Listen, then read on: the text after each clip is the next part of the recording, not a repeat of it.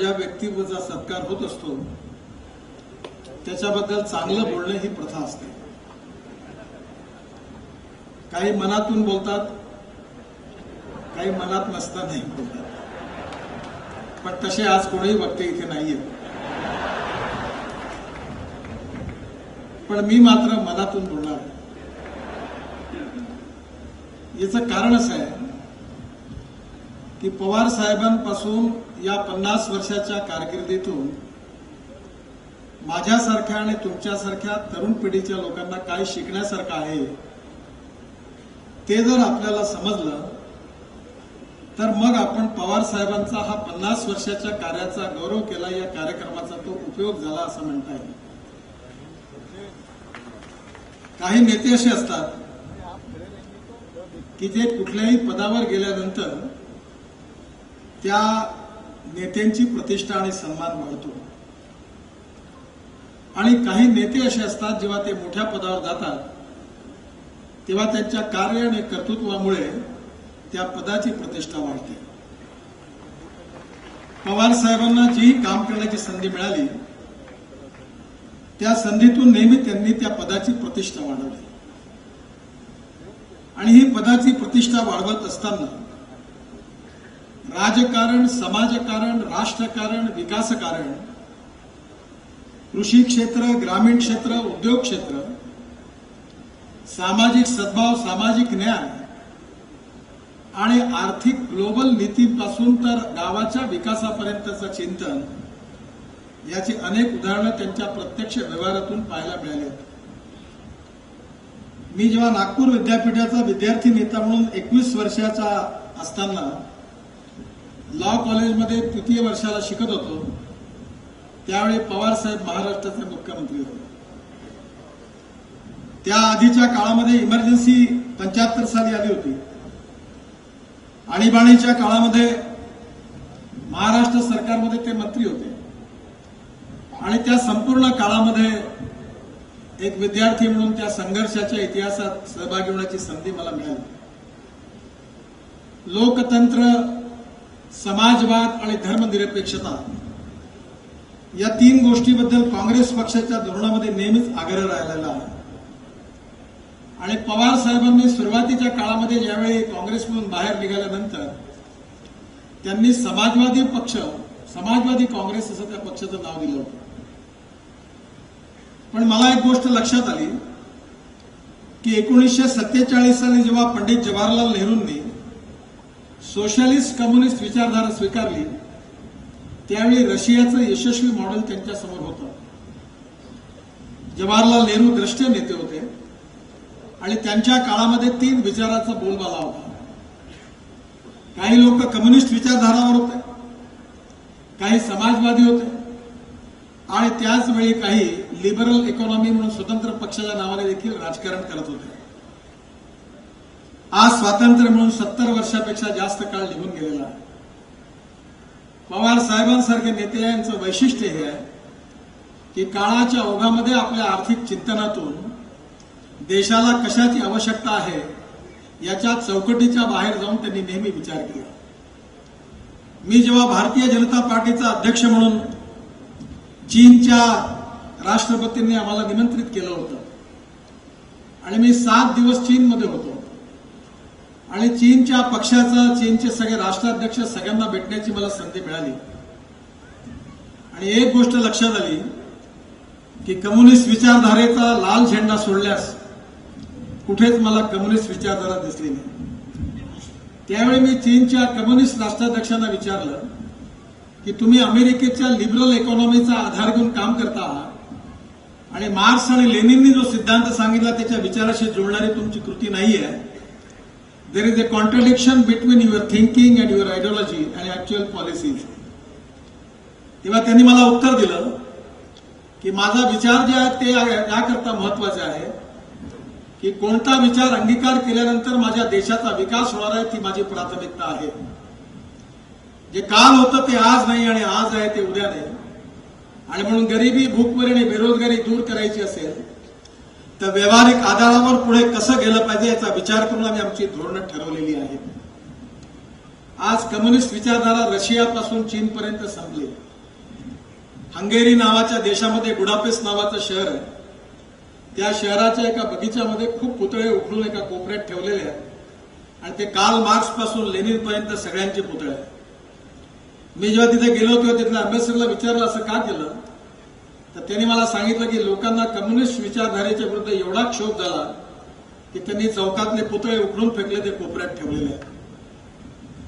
पण मी केवळ कम्युनिस्टांबद्दल बोलतो असं नाही, समाजवादी बाबतीत देखील आज स्थिती झालेली आहे. ज्यांनी समाजवादी पार्टी म्हणून विचार स्वीकारला त्यांना देखील काळाच्या ओघामध्ये बऱ्याच गोष्टी कळल्या. आणि मी ज्या विचारधारेवर काम करतो त्या देखील मी नेहमी सांगतो की जे माणसं इतिहासामध्ये आर्थिक विचारामध्ये पुस्तक लिहितात त्यांनी लिहिलं असेल की हत्ती म्हणजे हा आहे, आणि आपण तेच जर लक्षात ठेवलं तर कधी कधी आपल्या लक्षात आहे की आपण ज्याला हत्ती समजतो तो हत्ती नाहीये, तो घोडा आहे. आणि म्हणून प्रत्यक्ष स्थिती काय आहे ती बघून काळाच्या अनुरूप आपण विचार ठरवले पाहिजे. आमच्याकडे आम्ही कॉम्प्युटरला विरोध केला. मारुती गाडी आली ज्यावेळी संजय गांधींनी आणली त्याला सगळ्यांनी विरोध केला. पण मारुती गाडी आली नसती तर देशाचं ऑटोमोबाईल सेक्टर कधी सुधारलं नसतं आणि 4.5 लाख करोडची इंडस्ट्री झाली नसती आणि लाखो मुलांना कधी रोजगार मिळाला नसता. पण काळाच्या ओघात अभिनिवेशामध्ये आम्ही लोक आपापल्या विचारधारेचं बोलत असतो, कारण ते कर्मपाप असतं आणि पक्ष म्हणून त्याचं बंधन असतं. पण पवार साहेबांचं विशेषता ही होती की जरी ते समाजवादी विचारांनी समाजवादी पार्टी हे सगळं बोलत असले तरी त्यांनी आर्थिक निर्णय करत असताना त्यांच्यामध्ये मुक्त आर्थिक व्यवस्थेच्या आधारावर समाजातला गाव, गरीब, मजदूर आणि शेतकरी याचं कल्याण करणारी आर्थिक नीती कोणती आवश्यकता आहे त्याच्याप्रमाणे त्यांनी सातत्याने निर्णय घेतले. आणि म्हणून काळाच्या ओघामध्ये there is a difference between letter and spirit. Babasaheb आंबेडकरांनी भारतीय संविधान लिहित असताना असं लिहून ठेवलेलं आहे आणि केशवानंद भारती केसमध्ये सुप्रीम कोर्टाने ते आपल्या निर्णयात दिलेलं आहे की salient features of the constitution cannot be change. पण त्याचबरोबर त्यांनी हे लिहून ठेवलेलं आहे की there is a difference between letter and spirit. आणि म्हणून ज्या ज्या विचारधारेच्या ज्या ज्या थोर पुरुषांनी त्या त्या काळामध्ये जे जे विचार लिहून ठेवलेले आहेत ते विचार श्रेष्ठ आहेत.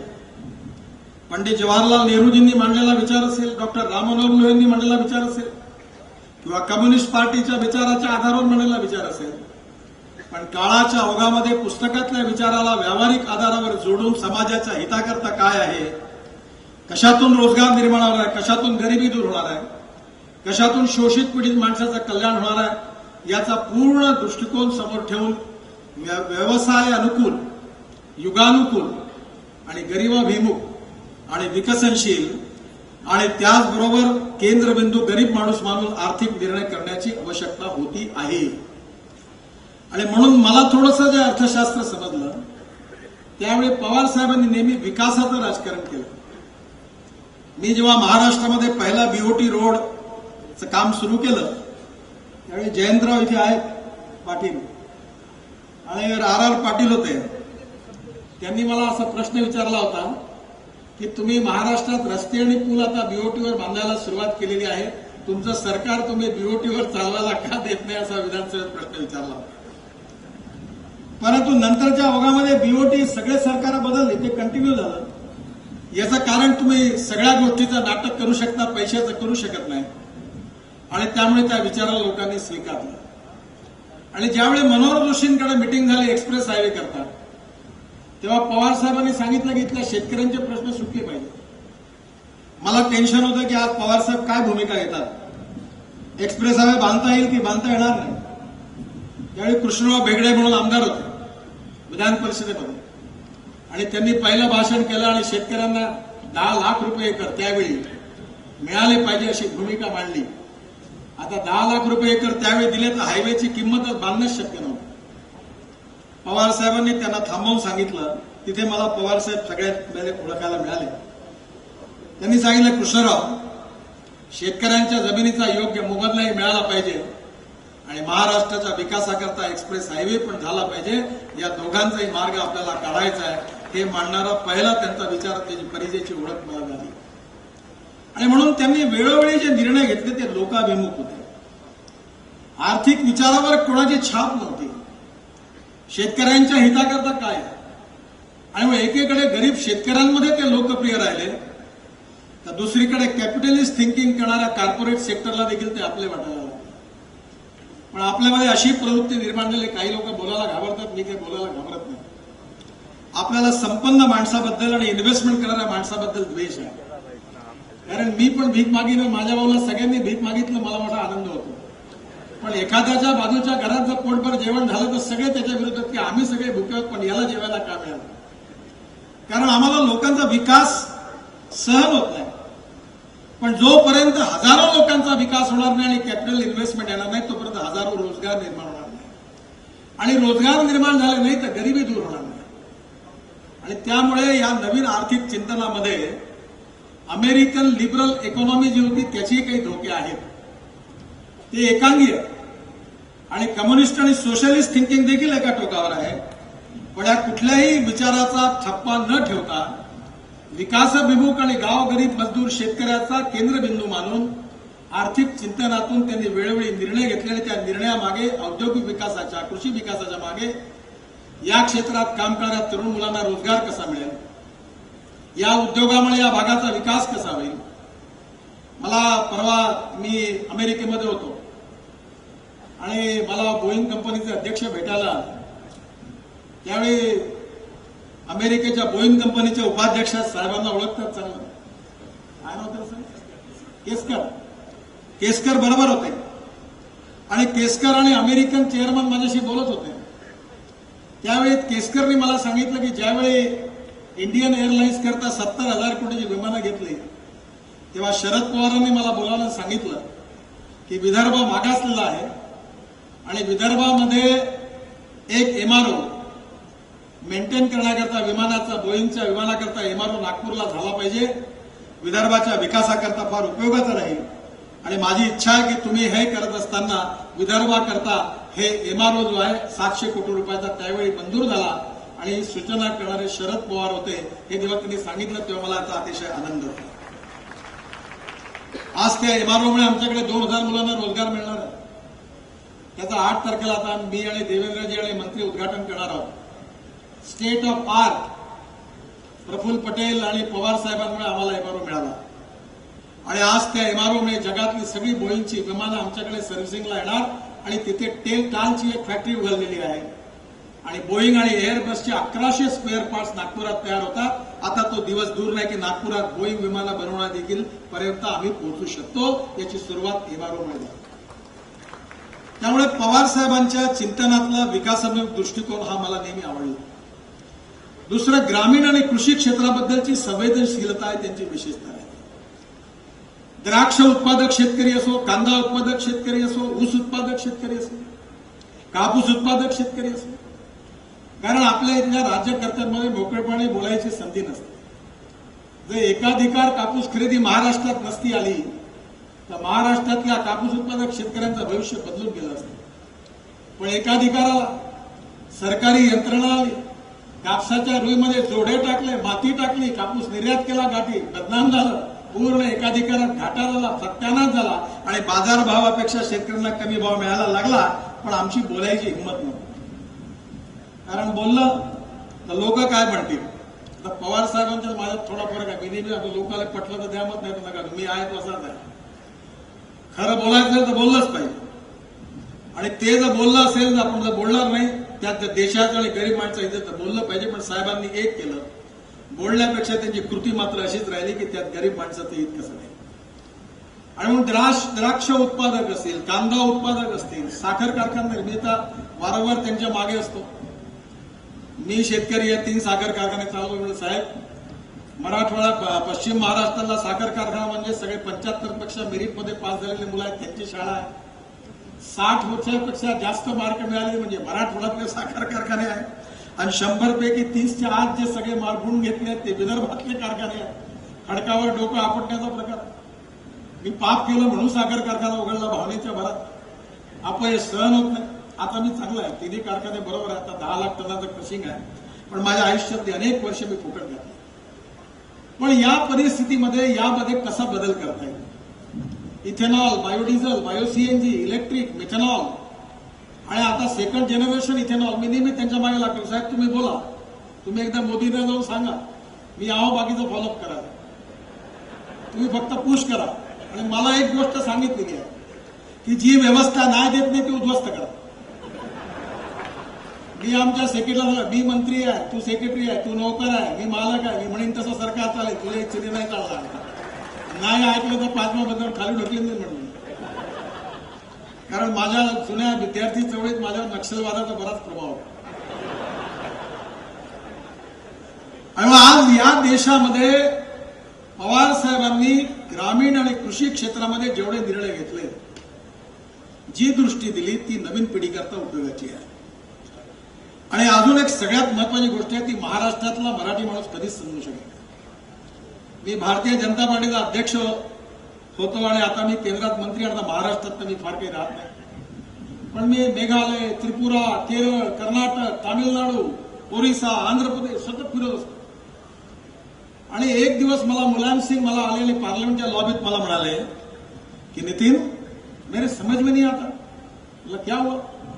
बोले शरद पवार और आप मनोहर जोशी के सत्कार में गए थे मुंबई में. बोला हाँ. बोले तुम्हारे पार्टी वाले नाराज नहीं हुए? बोला हमको कोई नहीं पूछता, नाराज कौन होगा, और हम किसी को पूछ के जाते भी नहीं. बोले आपका हाईकमांड? बोले कोई हाईकमांड नाही, आम्ही हायकमांड नाही. आमची पार्टीची प्रतिमा अशी आहे अशोकराव की आम्ही आदेशावर चालतो, पण आम्ही आदेशावर चालत नाही. पण शिवराज पाटील आणि अशोकराव चव्हाणांना अनुभव असेल की आदेश कसे असतात. मी अध्यक्ष असताना 10-12 मुख्यमंत्री आमच्या पक्षातले होते, 12-1 वाजेपर्यंत भेटायचे. आणि आजही आमच्या पार्टीत कुणाचं नाही चालत.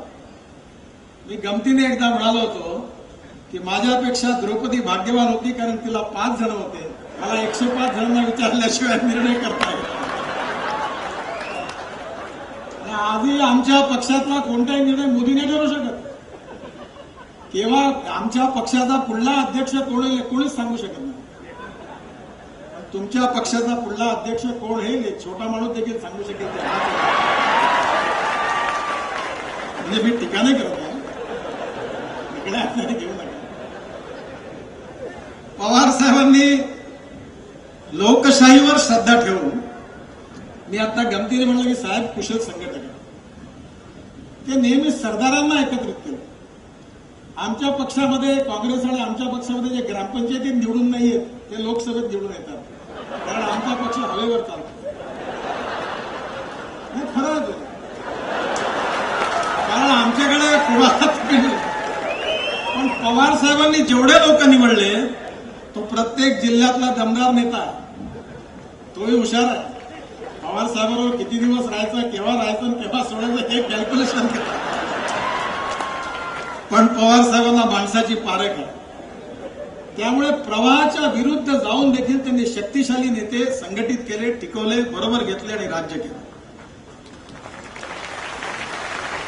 आणि ही त्यांच्यातली लोकसंग्रहता, लोकविमुक्ता आणि सगळ्यांना बरोबर घेऊन चालण्याची वृत्ती ही त्यांची विशेषता.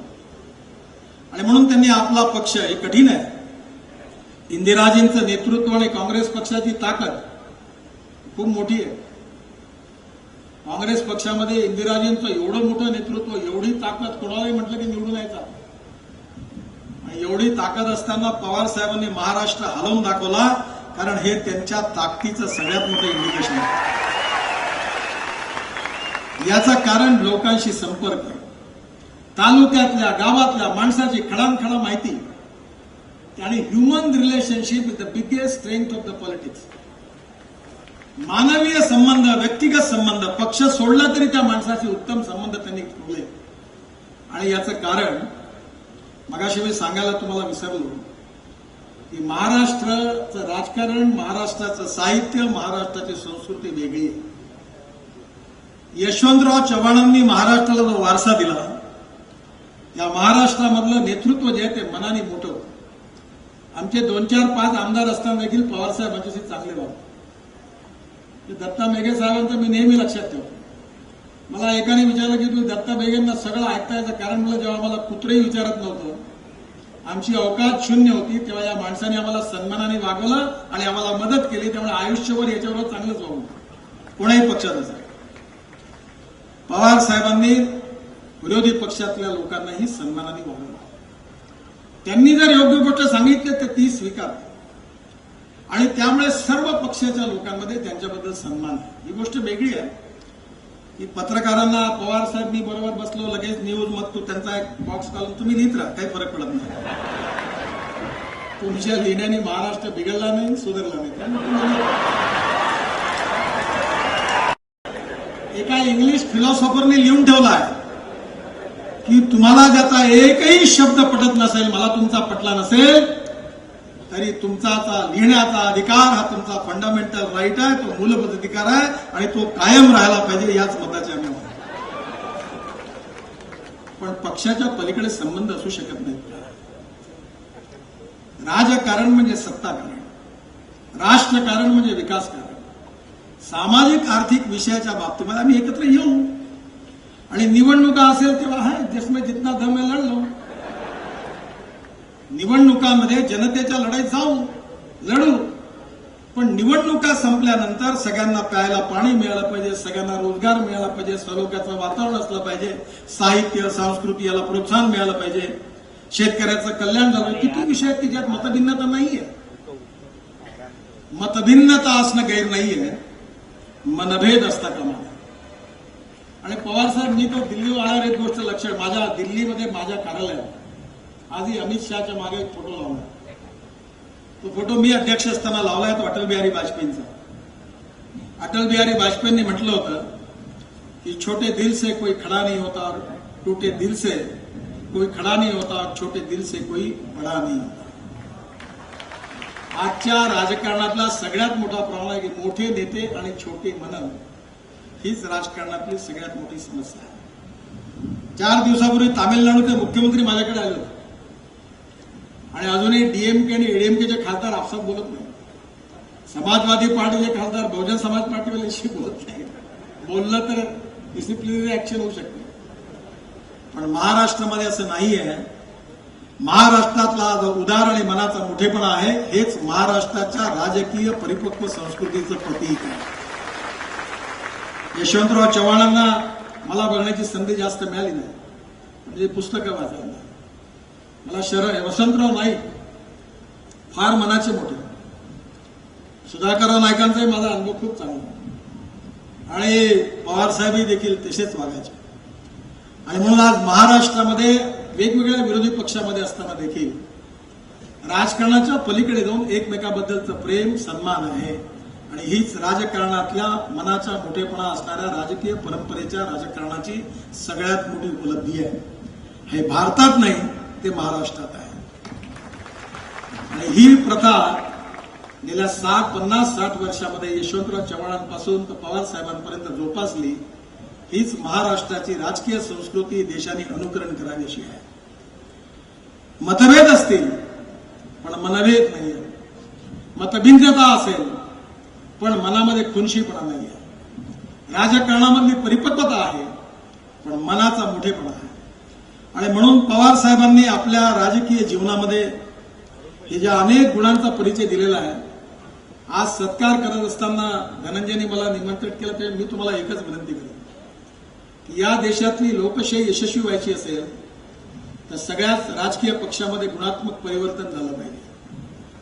चांगली माणसं राष्ट्रवादी काँग्रेसमध्ये आली पाहिजे, भाजपमध्ये आली पाहिजे, सेनेतही आली पाहिजे, आणि सगळ्या काँग्रेसमध्ये आली पाहिजे. आणि जेव्हा चांगल्या नेत्यांचं प्रमाण वाढेल तेव्हा लोकशाहीमध्ये गुणात्मक परिवर्तन होईल. त्यामुळे आज काही शिकायचं असेल तर 50 वर्षाची जी कारकीर्द आहे एका मॅच्युअर्ड विकासोन्मुख नेत्याची, लोकशाहीवर श्रद्धा ठेवणाऱ्या नेत्याची, कृषी ग्रामीण क्षेत्रातली उद्यमशीलता. मला 2 घटना आठवतात. मी त्यावेळी आमदार होतो. एक संभाजीनगरमध्ये ऍक्सिडेंट झाला होता. इंडियन एअरलाइन्सचं विमान कोसळलं होतं. धूत साहेबांचे वडील त्याच्यात गेले होते. सांताक्रूज विमानतळात पवार साहेब धावपळ करत होते आणि ताबडतोब व्यवस्था करत होते की जखमींचा उपचार, त्याची धावपळ मी बघतोय मुख्यमंत्री. आणि दुसरं उदाहरण, कोयनेचा भूकंप झाला.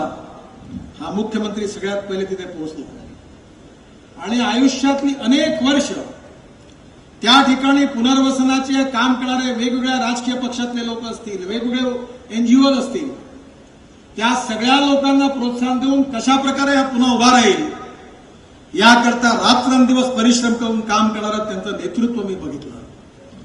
संकटाच्या प्रसंगी सत्ता करण्याचा आणि राजकारणाचा विचार न करता सामाजिक संवेदनशीलता ठेवून गोरगरीब जनतेच्या विकासाचा विचार करून तसा कार्यक्रम आखणारा आणि प्रत्यक्षामध्ये काय योग्य आहे आणि काय योग्य आहे याचा विचार करून तशी नीती ठरवणारा लोकनेता ही त्यांच्या आयुष्यातली वैशिष्ट्य माझ्यासारख्या तरुण पिढीतल्या लोकांनी लक्षात ठेवण्यासारखी आहे. एकच गोष्ट जी आहे ती फक्त मला पवार साहेबांची कधी आवडली नाही. मी एकदा विधान सभेत खूप भांडण झालं होतं. मी बोललो होतो असाच, पवार साहेब जर घरून निघाले आणि दिल्लीच्या विमानाचं जरी तिकीट असेल तरी ते नेमके दिल्लीला गेले की कलकत्त्याला गेले, जोपर्यंत विमानवरती उडत नाही तोपर्यंत निश्चित सांग. ते इतके राजकीय कौशल्य आणि चतुर आहेत की केव्हा कोणाशी अलायन्स होईल आणि केव्हाची तुटेल हे काही सांगता येत नाही. मला एक राष्ट्रवादीचा नेता म्हणाला, साहेबांनी सांगितलं कामाला लागा. म्हणलं याचा अर्थ का? मला समजून नाही द्यायला, लांबाला लागा म्हणजे निवडून आणा का याला पाडा. साहेबांमध्ये ताकद होती. ही ताकद त्यांच्या हिमतीने आणि कर्तृत्वाने त्यांनी मिळवली होती आणि त्यामुळे त्यांनी अनेकांना होत्या तर नव्हता करून दाखवली ताकद देखील त्यांनी दाखवली. कारण ते जनताभिमुख लोकनेते होते, त्याचे जनतेकरता भाव होता. Even I like people from opposition party those who have potentials. अरे लड़ने वाले लोग चाहिए. हमारी सत्ता है तो हमारे गले में हाथ डालो, उनके है तो उनके गले में डालो. Neither rightist nor leftist nor opportunist. ऐसे नाही होणार. ज्या पक्षात आहे त्यात पक्के. पवार साहेबांचं झाड असं मजबूत आहे का ते इतके मुळं जमिनीत खोलात गेला की नुसते इकडे हलवलं का अनेक मतदारसंघ इकडे तिकडे हलवून जातात. He is a leader with initiative. He is a leader with a potential. He is a leader with a vision. He is a leader with a commitment for agriculture and rural sector. He is a friendly leader for industry, creating more employment for the poor youth of this country. म्हणजे ते कधी कॉर्पोरेटचे झाले नाही, कधी ते communist झाले नाही, कधी ते समाजवादी झाले नाही. ह्या सगळ्या गोष्टी ज्या आहेत त्या त्यांच्या आयुष्यातून शिकण्यासारख्या मी पण प्रयत्न करतो, तुम्ही जरूर करा. कारण असं म्हटलं की थोर महात्मे होऊन गेले चरित्र त्यांचे पहा जरा, आपण त्यांच्या समान व्हावे हाच सापडे बोध करा. त्याच्यामुळे no one is perfect and no one can claim that he is perfect. उत्तम अधिक उत्तम सर्वोत्तम up to infinity. You cannot catch your own image. त्यामुळे ज्याच्यात जे चांगलं आहे ते आपण जर घेऊ तर हा मोठं बनण्याचा एक मार्ग आहे. आणि महाराष्ट्राच्या या राजकारणाच्या या 50 वर्षाच्या संसदीय इतिहासामध्ये पवार साहेबांकडून शिकण्यासारख्या अनेक गोष्टी आहेत. त्या गोष्टी जर आपण शिकू शकलो तर भविष्यातला महाराष्ट्र हा देशात नव्हे तर जगात देखील एक आदर्श राज्य झाल्याशिवाय राहणार नाही असा माझा विश्वास आहे. मी पवार साहेबांना उदंड आयुष्य मिळावं, त्यांचं मार्गदर्शन सगळ्यांना होत राहावं. ग्रामीण आणि कृषी क्षेत्रात आजचं चित्र बरचसं बदललं पाहिजे, याकरता त्यांचे प्रयत्न कामास येऊ, त्यात त्यांना यश मिळव आणि आपण सगळेजण आपल्या शुभेच्छा त्यांना देऊ. निश्चितपणे अनेक वर्ष त्यांचा मार्गदर्शन आपल्या सगळ्यांना मिळत राहील असा विश्वास व्यक्त करतो. पुन्हा एकदा त्यांना हृदयातून खूप खूप शुभेच्छा देतो आणि माझं भाषण संपवतो. धन्यवाद.